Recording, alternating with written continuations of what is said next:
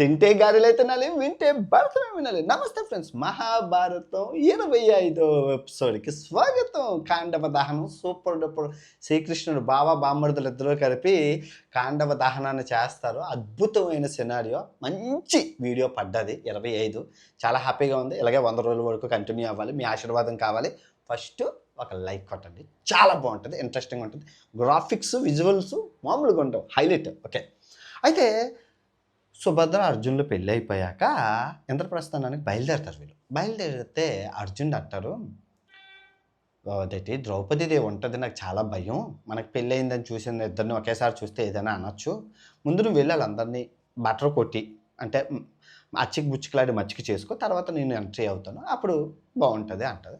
ముందు సుభద్రాదేవి వెళ్ళి అదైతే కుంతిదేవికి దండం పెట్టుకొని, అమ్మ నేను కోడలనమ్మ శ్రీకృష్ణుడు అతిథి అని చెప్పి వరుస చెప్పి, తర్వాత సుభద్ర దగ్గరికి ద్రౌపది దగ్గరికి వచ్చి అక్క నేనక్క అలా అయిందక్క అది అని నెమ్మదిగా చెప్తే, ద్రౌపదీదేవి ముందు బాధపడిన తర్వాత ఆశీర్వదించి, నీకు అంటే అతి పరాక్రముడు పుడతాడు,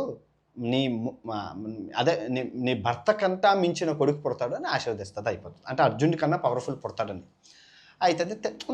నెమ్మదిగా అంతా అవుతుంది. అంతా సెటిల్ అయ్యాక అర్జునుడు ఎంటర్ చేస్తాడు. అంతా సూపర్ డూపర్, అంతా కొత్త సంసారం, అర్జునుడు సుభద్ర హ్యాపీగా సంసారం, అది అంతా బాగుంటుంది. ఇంద్రప్రస్థానం ప్రజలు అందరూ బాగుంటుంది. ఇంతలో సుభద్రదేవికించి గర్భవతి అవుతుంది, కడుపు వస్తుంది. గర్భవతి అయితే అభిమన్యుడు కడుపులో ఉంటాడు. అన్నీ కడుపులో ఉండేటప్పుడు అన్నీ చెప్పేస్తుంటాడు. ఈ ఆయుధం ఎలా వాడాలి, ఈ ఆయుధం ఎలా, పద్మవ్యూహం ఎలా ఛేదించాలి, అన్నీ చెప్పేస్తుంటే అన్నీ వింటుంటాడు. పుట్టగానే సూపర్ హీరో.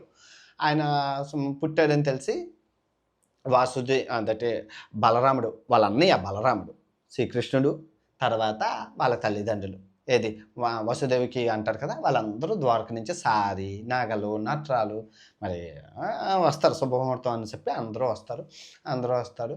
ఈ అభిమన్యుడు నన్ను చూసి ఆనందిస్తారు. అంతా అయిపోయాక వాళ్ళు రిటర్న్ వెళ్ళిపోతారు. ఎవరు?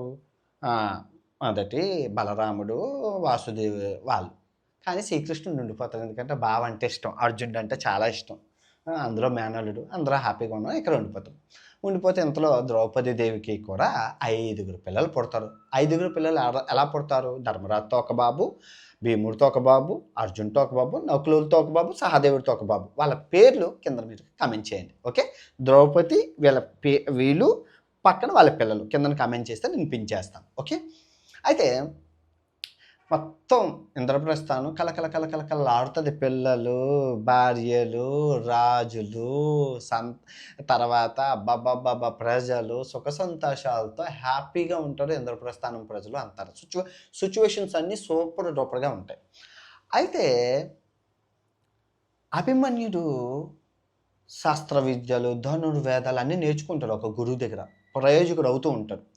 ఈ అంతా చూసి అర్జునుడు చాలా హ్యాపీగా ఉండి, బావా చాలా ఆనందంగా ఉన్నాను బావా, నాకు ఎక్కడికైనా ఏకాంతంగా ప్రశాంతంగా నీతో పాటు వెళ్ళాలని ఉంది బావా, ఎక్కడికి వెళ్దామంటే అప్పుడు శ్రీకృష్ణుడు అంటాడు, బావా ఇక్కడ కాండవ వనవాసం ఉంది, అదే అక్కడ సుగంధ పరిమళాలతో ఆయుర్వేదిక్ మెడిసిన్స్ ఉంటాయి, ఇంకా అది గాలి పీల్చుకుంటే మన మైండ్ రీఫ్రెష్ అవుతుంది, మన స్ట్రెస్ అంతా పోతుంది, ఎవరైనా అంతే కదా, పార్క్కి వెళ్తే ప్రశాంతంగా ఉంటుంది కదా, గార్డెన్కి, అలా వెళ్దాం బాబా అంటే ఓకే అని కాండవ వనవాసానికి వెళ్తారు. వనవాసానికి అక్కడికి వెళ్తే ఒక బ్రాహ్మణుడు కొంచెం అనారోగ్యంతో కూర్చొని ఉంటాడు.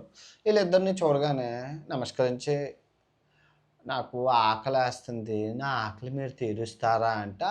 అర్జునుడు అంటారు, ఎంతసేపు తీర్చేద్దా అంటారు. మాట ఇచ్చేస్తారు. మాట ఇచ్చిగానే శ్రీకృష్ణుడు ఇలా చూస్తారు. ప్రతి ఓడికి మాట అలాగే ఇవ్వకూడదని, పోన్లే మాట ఇచ్చారు కదా. అంట ముసలి రూపం నుంచి బగ అగ్నిదేవుడి కింద మారిపోతాడు.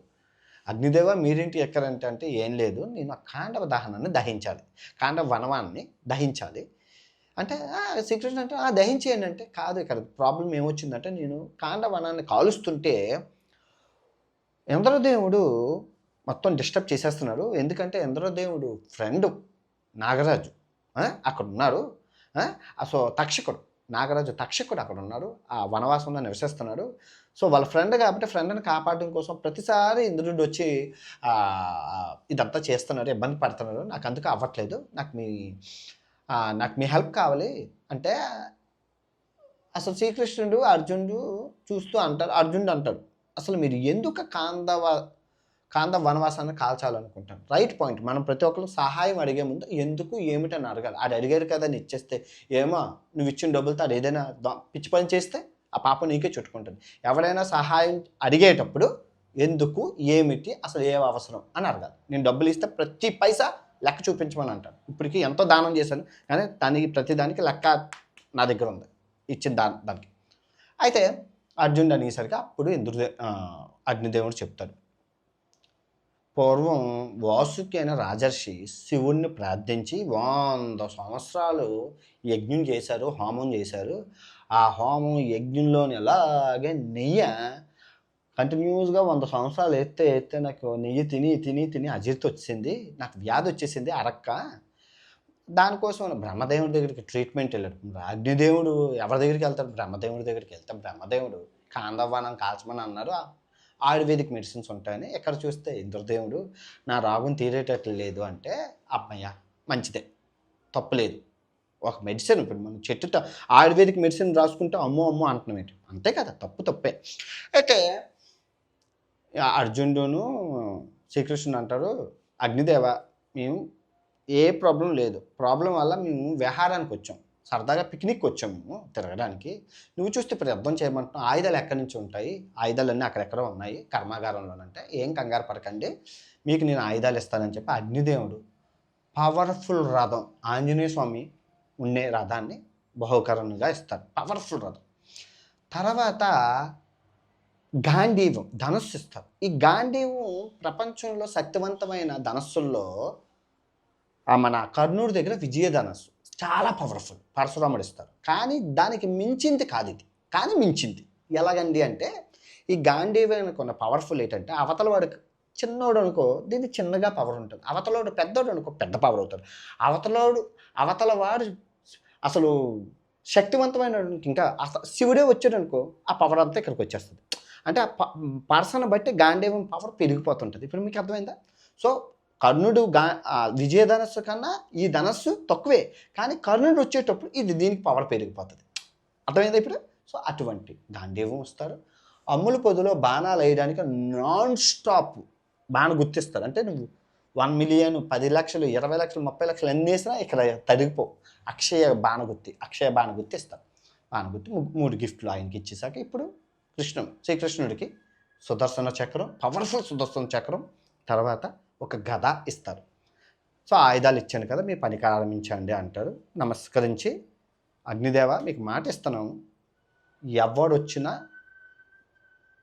ఇది ఆపలేరు, మీరు స్టార్ట్ చేయండి, మీరు కాండవాన్ని దహనించండి అని అంటారు. అగ్నిదేవుడు స్టార్ట్ చేస్తే ఈ నాగరాజ తక్షకుడు అరుస్తూ ఉంటే అది విన్న ఇంద్రదేవా స్నేహితుడా, ఇంద్రదేవా అంటే ఇంద్రలోకానికి వినబడిపోతుంది. ఇంద్రుడు వస్తాడు, అమ్మో నా స్నేహితుడికి అపాయం వచ్చింది.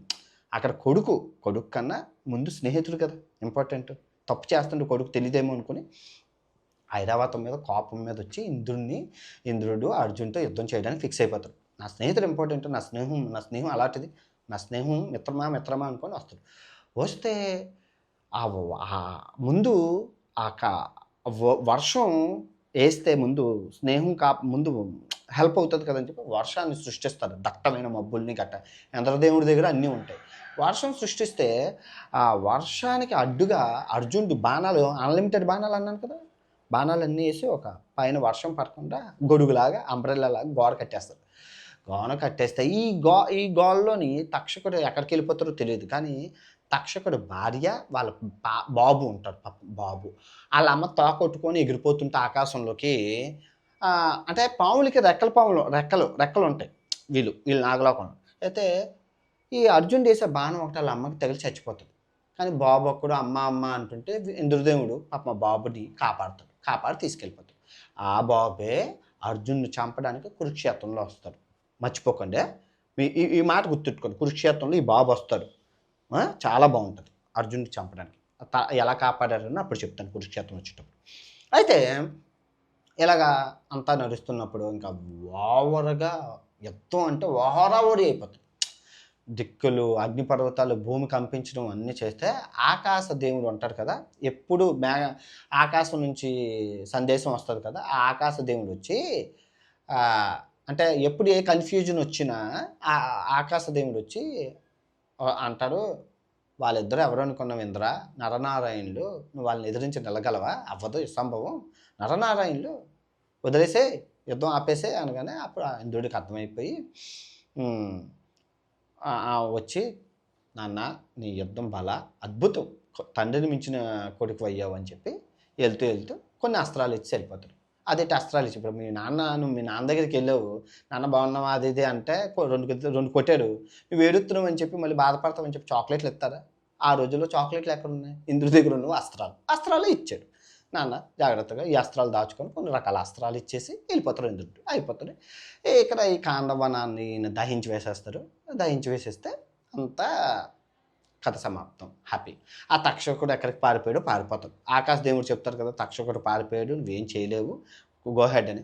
అయితే మొత్తం కాండవానాన్ని దహించి వేయడం అయిపోవడం, తర్వాత అంతా అయిపోతే ఈయన అగ్నిదేవుడు అంటారు, నాకు ఇంత సహాయం చేశారు, both are thank you so much, both are good guys అని చెప్పి ఆశీర్వదించి అక్కడి నుంచి అగ్నిదేవుడు పరారైపోతాడు. ఈ కొంత అగ్ని ఉంటుంది కదా, ఆ అగ్నిలోని మైడు అనే రాక్షసుడి తమ్ముడు ఏడుతుంటాడు, బాబో కాపాడండి, హెల్ప్ అని. అప్పుడు ఇద్దరు అర్జునుడును శ్రీకృష్ణుడు వెళ్ళి కాపాడి తీసుకొస్తాడు. నువ్వు ఎక్కడ ఉన్నావంటే మా ఇల్లు కూడా ఎక్కడే ఉంది, ఈ కండవానంలోనే, నన్ను కాపాడినందుకు మీ కృతజ్ఞతలు, నాకు ఇల్లు కాలిపోయింది, ఇప్పుడు ఏం చేయాలో అర్థం అవ్వట్లేదంటే, ఎక్కడేం చేస్తావు, ఇంకా ఇదంతా మశానం అయిపోయింది, జంతువులన్నీ పారిపోయాయి, నువ్వు వచ్చే మా ఇంద్రప్రస్థానానికి వచ్చే, ఇంద్రప్రస్థానంలో బోల్డ్ ఇల్లులు ఉన్నాయి, నీకు ఒక ఇల్లు ఇస్తాను దా అని అంటే కృతజ్ఞత భావంతో దారి పొడిగిన వెళ్తూ ఉంటారు ఇంద్రప్రస్థానం దారి. అర్జున్ గారు మీరు చాలా మంచోళ్ళండి, మీకు ఏదైనా చేయాలని ఊరుకోరా బాబు, అలా 100 సార్లు చెప్పావు ఇప్పటికే శ్రీకృష్ణ గారు, మీకు నేను ఏదైనా చేయాలనుకుంటున్నానండి, అరా నాయనా చాపురా అని కృతజ్ఞత భావం తగలయ్యా, అలా తెల్లార్లు సహాయం చేస్తూ బాగు మన ఇంద్రప్రస్థానం వెళ్ళిపోయి కంగారు ఎందుకు అని అంటే, ఇంద్రప్రస్థానం వెళ్ళి గురుగారు మీకు ఏదైనా సహాయం చేయాలి, నన్ను మీరు కాపాడారు, సహాయం కొందరు ఎలాగే ఉంటారు, ఇదే యాటిట్యూడ్తో ఉంటారు, సహాయం బాబు నాయనా నీకు ఒక దండం పెడతాను, ఆగురా కంగారు, నువ్వు ప్రశాంతంగా, నాకు నిద్ర పట్టట్లేదండి, మీకు ఏదైనా సహాయం చేయాలి, మీకు ఏదైనా సహాయం చేయాలి. అయితే ఈ ఇంద్రప్రస్థానానికి రాజు మా అన్న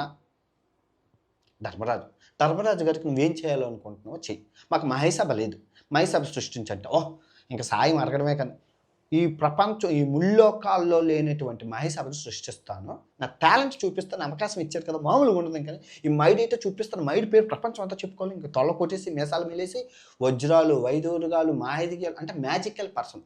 ఆ రోజుల్లో విఎఫ్ఎక్స్ సృష్టించిన వ్యక్తి, అయితే ద్వాపర యుగంలో విఎఫ్ఎక్స్ గ్రాఫిక్స్ ఏఐని వాడిన వ్యక్తి ఈయన. అంటే అన్నీ ఉన్నట్లు ఉంటాయి కానీ ఏమీ ఉండవు, అన్నీ చూసినట్లుంటాయి కానీ ఏమీ ఉండవు, అంతా మాయాదర్పణం, మ్యాజికల్ 3D డైమెన్షనల్ తోప్ ఎవర్గ్రీన్ మహేసభను సృష్టించడానికి బయలుదేరతాడు.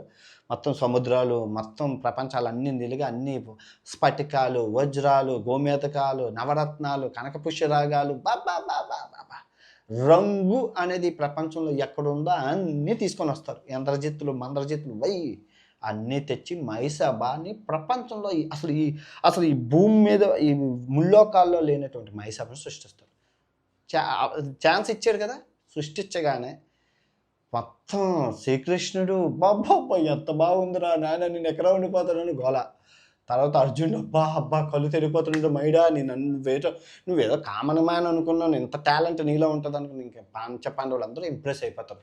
ఇంప్రెస్ అయిపోయి ఇంద్రప్రస్థానంలో ఉన్న ప్రజలందరికీ ఫ్రీగా రండి చూడండి, మేము కొత్త మైసభ కొట్టుకున్నాం అంటే అందరూ వచ్చి ఫ్రీగా అబ్బాబ్బాబ్బా అంతా మ్యాజిక్, ఎక్కడ చూసినా మ్యాజిక్లే. అది ఊరు అందరూ నోట పారిపోయి హస్తినికి వెళ్ళిపోతుంది. హస్తిలో దుర్యోధను చెవులో పడుతుంది, ఆ మైసభట అదేదో ఎలాగో ఉంటుందట అని దొంగనా కొడుకు దుర్యోధనుడు వచ్చి చూసి ఆ కళ్ళు పడిపోయి యుద్ధాన్ని స్టార్ట్ చేస్తాడు. కురుక్షేత్రం ఈ మైసభ వల్ల స్టార్ట్ అయింది నన్ను అడిగితే, ఇదే జరిగింది మైసభలో. అయితే ఇది ఆ నోట ఈ నోట పలు ఇంద్రలోకం, దేవేంద్రులు, యక్షులు, కిమ్నులు, కింపురుషులు, రాక్షసులు అందరికీ తెలిసిపోతారు మైసభట అద్భుతం అట, అమోఘమట, మ్యాజిక్ అట, వెళ్దాం రండి అని అందరూ రోజుకొకరు వస్తుంటారు. వచ్చినంటే కాఫీలు, టీలు ఇవ్వడం, చూపించడం. ఇప్పుడు అయన్నీ ఎందుకు? మాకు ఊర్లోని ప్రతి ఊరు, ప్రతి పల్లెటూరులో ఒక అద్భుతమైన ఇల్లు ఉంటది. ఎవరో ఒకరు కట్టుకుంటారు. నాయుడు గారో, రెడ్డి గారో ఎవరో ఒకరు. ఆ ఇల్లు చూడడానికి ప్రతి ఒక్కరు ఎళ్తుంటారు. ఎలా కట్టారండి? మీరు ఎలా కట్టారండి? Same logic. అన్ని లోకాల నుంచి అందరూ వస్తుంటారు. రోజు చూడడమే. అబ్బా! ఎలా కట్టారు? మేము అలాంటిదే కట్టుకోవాలనుకుంటున్నాం. మేము అలాంటి పింగాణియే పెట్టుదాం. మేము అలాంటి బాత్రూమ్‌లో కట్టుకుందాం. మేము అలాంటి కొలంలో అలాంటివి మొత్తం దేవుళ్ళు కూడా వచ్చేస్తారు. అందరూ వచ్చారు మరి. చిరతలు కొట్టుకున్న నారద మునీంద్రుల వారు వస్తారు. ఆయన అలాగొచ్చి ఆయన కూడా వస్తారు. ఆయన కొనొచ్చి అబ్బా! వచ్చి రాగానే శ్రీకృష్ణుడికిని అందరికీ నమస్కరించి ఎలాగన్నా "ఏ బాబు మైసభ కట్టుకున్నామట. నాకు పిల్లను కూడా పిలవలేదండి." "ఎక్కరండి స్వామి మొత్తం ఊరోళ్ళు అందరూ వస్తున్నారు. మిమ్మల్ని పిలవడం ఎందుకు మీకు తెలియనిది ఏముండదు రండి చూపిస్తానని" చెప్పి అర్జునుడు తీసుకెళ్ళి స్వయాన ఇదండి ఈ రూమ్ ఇదండి, ఇది అన్నయ్య అండి, ఇది మ్యాజిక్ కాదండి నిజమండి, ఇది నిజం కాదండి, ఇది మ్యాజిక్ అండి, ఇది అద్దం అండి, ఇది ప్రతిబింబం అండి, ఇది దర్పణం అండి, అది ఇది అన్నీ వింటే అలా మొత్తం అంతా అయిపోయి విందు భోజనాలు అన్నీ అయిపోయాక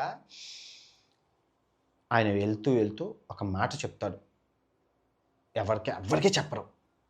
ఒక్క ధర్మరాజుకి పక్కకు తీసుకెళ్ళి, ధర్మరాజా ఇప్పుడు నేను చెప్పింది చాలా జాగ్రత్తగా విను. ఏంటండి అంటే, త్వరలో కలియుగం స్టార్ట్ అవుతుంది. కలి వస్తున్నాడు. కలియుగం స్టార్ట్ అవుతుంది. అక్రమాలు, అన్యాయాలు, ధర్మం 4 పాదాల మీద ఉండనే ఉండదు. అంతా అధర్మం. కలియుగం అంటే ఏది ఇప్పుడు మనం ఉన్నమే చూడట్లే. అందరూ దుష్టులు, దుర్మార్గులు. ఒక్కసారి బయట నుంచి చూడండి. బయట అందరూ ఆళ్ళే. ఈ కలియుగంలో పుణ్యాత్ములు ఎక్కడో ఒకడుంటాడు. అందరూ దొంగన కొలుకులే. ఈ కలియుగం అంతం, ఈ ద్వాపర యుగం అంతమైపోతుంది గనుక నువ్వు అర్జెంటుగా రాజసూయ యాగం చెయ్యు. నీ తమ్ముళ్ళు శక్తివంతమైన తమ్ముళ్ళని పట్టుకొని రాజసూయ యాగం చెయ్యు. అది నీకు చాలా హెల్ప్ అవుతది. ఈ రాజసూయ యాగం చేసే క్రమంలో నీకు చాలామంది దుష్టులు, దుర్మార్గులు అందరూ ఎదురవుతారు. కానీ ఎండ్ ఆఫ్ ద డే విజయం నిన్నే వరిస్తుంది. అర్జెంటుగా స్టార్ట్ చేసేసేయి. ఇదే మంచి ముహూర్తం అని చెప్పి నారద మునీంద్రుల వాళ్ళు చెప్పి వెళ్ళిపోతారు. ఓకే. కథ కంచికి మనం ఇంటికి. తర్వాత ఏం జరిగిందని ప్రపంచ యాత్రికుడు తర్వాయి భాగంలో చెప్తారు. Thank you so much. First of all 25 వీడియోలు అనర్గళంగా నాన్ స్టాప్గా సింగిల్ టేక్లో అయింది. అందరూ అడుగుతున్న క్వశ్చన్, అన్వేష్ గారు సింగిల్ టేక్లో మీరు ఎలా చెప్తున్నారు? నాకు నరనరాల్లో మహాభారతం ఇంకిపోయినప్పుడు చిన్నప్పటి నుంచి విని అలసిపోయాను. నాకు ఇష్టమైన పని. కష్టం ఏముంటుంది చెప్పడం. రోజంతా 24 గంటలు మహాభారతం చెప్పమన్నా చెప్పేస్తాను లైవ్ పెట్టేసి. నాకు వచ్చింది. అందులోనూ నేను ఇంటర్మీడియట్‌లో అందరూ తెలుగు తీసుకుంటే నేను సంస్కృతాన్ని తీసుకున్నాను. తెలుగు నాకు వచ్చు, సంస్కృతం కావాలని చెప్పి ఏరుకోరి మరి సంస్కృతాన్ని తీసుకొని సంస్కృత అర్థాలు, అబ్బో! ఆ గతమేమి డిగ్రీ అంతా మనం సంస్కృతంలో తోపు. మరంటే మంత్రాలు, పంతులు అవధానం కూర్చోబెడితే అవతల పంతులని మనం బ్రాహ్మణుల్ని మనం కలిపి ఆడేస్తున్నాం. మనం అవధానంలోకి అంటే ఆ ఇంటర్మీడియట్‌లో చదువుకున్న చదువేలండి. అలా సరదాగా అంటాను. ఎనీవే రాబోయేవన్నీ సీరియస్ బాగుంటుంది. మిస్ చేయకండి. ఓకే. బాయ్.